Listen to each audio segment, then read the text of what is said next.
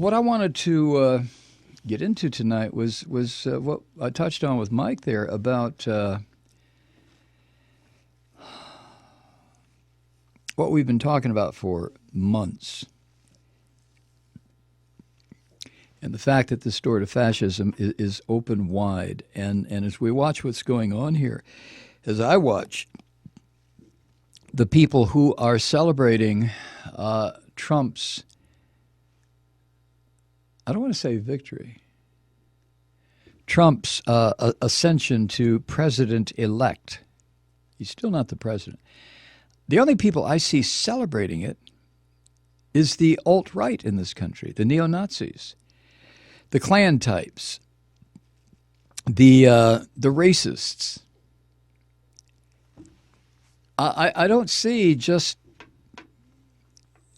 normal, if I can use that word as a adjective in front of Republican. I don't know if I can, but I don't see normal Republicans all excited and just can't wait to get going in the business of running the country. They want to get going in the business of something, but it's not running the country. But the alternative right, this whole Steve Bannon, Richard Spencer axis is what to me is, it's just so poisonous. And they're not hiding it any longer. They're not hiding it.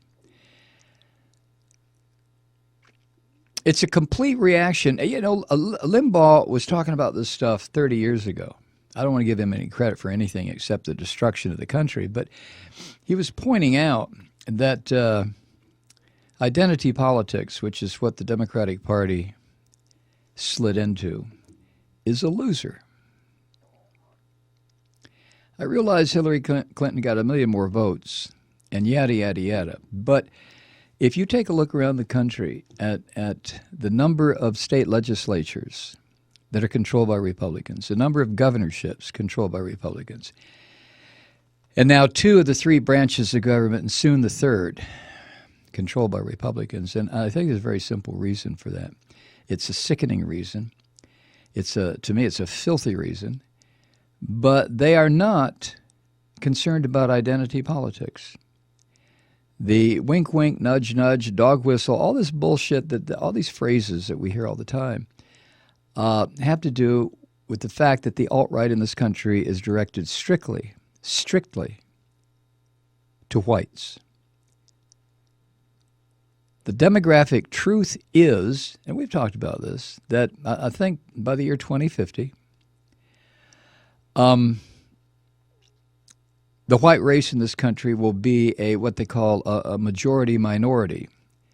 There would be more European Americans, if that's the right phrase, as a single group, but non-white groups taken together will outnumber whites. And I think this is part of the the alt-right movement. A lot of these white there's a Caucasian collective consciousness that is just chock-a-block with 2 things: fear and guilt. I don't think there's a white person in America who doesn't have some kind of understanding. It may not be clear. It may be real foggy. It may be something they can't articulate. But I don't think there's a white person in America that doesn't understand his or her advantage over everybody else because of their racial makeup.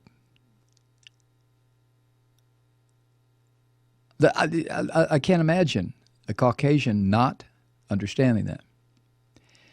To the point where this is on that topic of white privilege, where the privilege of being white, you're born into it. You don't select it. You don't win it as a prize. You're born into it. You have no choice. You're born into it. And you have all these privileges, even if your parents are both drunks and can't get a job and you're homeless and yada, yada, yada, you still have an advantage. How you apply it's up to you, but it's still there.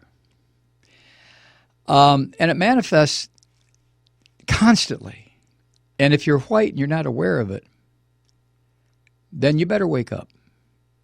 For example, and this really drives me into the gutter. When I'm out and about in Atlanta, actually any place,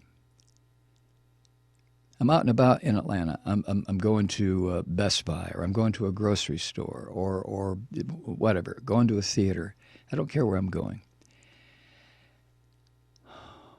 And if a black person and I approach a door to a building at the same time, that black person's going to do one of two things. He's either going to hang back, wouldn't think about going in front of me, or he's going to open the door for me. And I just fucking can't stand that anymore. So I've just developed this little system now. When I'm in that situation now, I will run to beat that black man to the door so I can hold it open for him. Now, why do I do that? I have to be honest. Sometimes I do it just for the kick of seeing the expression on the black man's face. Like, what the fuck? What is this guy holding the door open for me? Now, that's just a tiny little example. I don't know if you know what I'm talking about. Maybe where you live, you just don't pay any attention to it. It doesn't happen. I don't know. But it's happened all my life. It happened when I was a young man. Older black folk here in the South would defer to me one way or the other. Maybe not just openly. But if you were tuned into what was going on, you'd feel it. If you were Caucasian, you'd feel it. It used to drive me crazy. It drives me more crazy now because I realize the stress and the pressure. I realize it intellectually. I can't realize it emotionally. But the stress and the pressure that people of color are under right now, trying to figure out what this fascist son of a bitch, Steve Bannon, is going to order poor old stupid-ass Donald Trump to do. I realize that's an overgeneralization, but he is surrounding himself. I mean, Jeffrey Beauregard Sessions III, that's his goddamn name. Beauregard? Are you shitting me? Now, I'm sorry, but somebody named Beauregard should not be Attorney General. For the obvious reasons.